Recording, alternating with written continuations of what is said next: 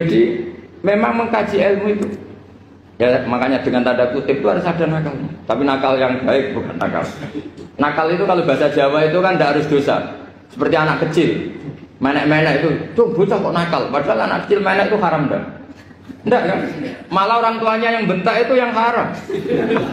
Yang nakal betul ya ibunya yang bentak cerewet itu, karena ibunya orang yang sudah mukallaf, sudah tua, salah langkah yaitu bentak.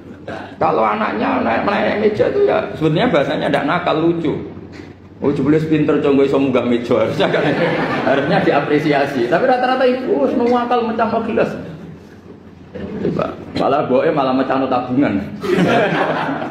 Bapaknya malah tukang nguras tabungan. Sebetulnya senakal-nakalnya anak kecil, nakal orang tuanya itu pasti. Karena ini sudah kena kitab, sementara anak-anak belum kena kitab. Diskon rufi al-qalamu an salasin, di antara aturan Islam apa? Tidak ada keharusan bagi 3 orang. 1 anak kecil sampai balik, 2 orang tidur sampai bangun, 3 orang gila. Artinya anak kamu itu tidak kena kitab untuk sopan sama kamu. Kamu yang kena kitab baru sopan sama anak-anak.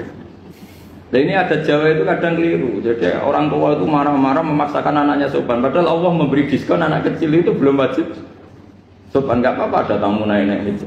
Asal masih anak kecil. Makanya Rasulullah ketika beliau sholat sujud itu Hasan Husain itu naik. Cara Jawa Nabi itu 3 tumpahan.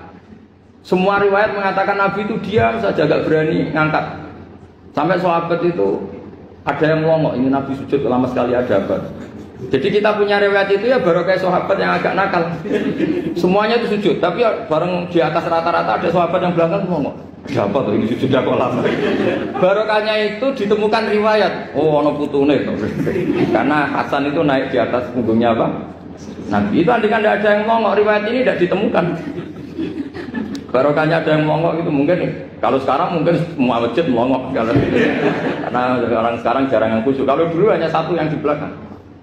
Setelah itu Nabi memberi penjelasan, saya tadi sebetulnya harus mengakhiri sujud saya sesuai aturan umum, tapi ada cucu saya tak biarkan sampai dia puas naik punggung saya sehingga dia turun baru saya naik. Filosofinya apa? Begini, anak kecil 1 tidak kena kitab, 2 jangan sampai sholat itu jadi problem. Kalau Nabi nyentak Hasan, membentak putu ono bae sholat kok diganggu, maka sholat menjadi trauma. Gara-gara sholat bahasa bentak saya. Lama-lama anak ini trauma dengan sholat karena dianggap problem. Makanya saya termasuk kiai nggak berpendapat anak kecil nggak boleh di masjid. Sering kan anak kecil di masjid ayo khutbah rame. Saya termasuk setuju tetap boleh. Kalau dibentak di masjid maka dia trauma dengan masjid. Wong saya ke masjid dibentak. Lagi pula kadang-kadang orang tuh gaya-gayaan tok.